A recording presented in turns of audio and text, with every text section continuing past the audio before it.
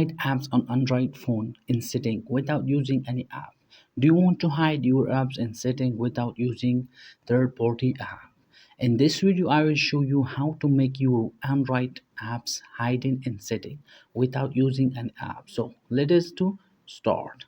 First of all, you should just push on the screen, and after that just appear three items. Now just tap on the first one, menu, and after just scroll down and tap on the icon catch.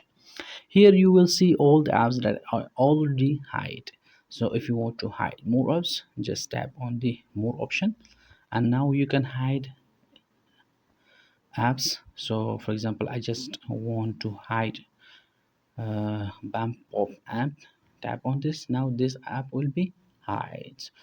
So this is how to hide apps on Android phone from setting without using any apps.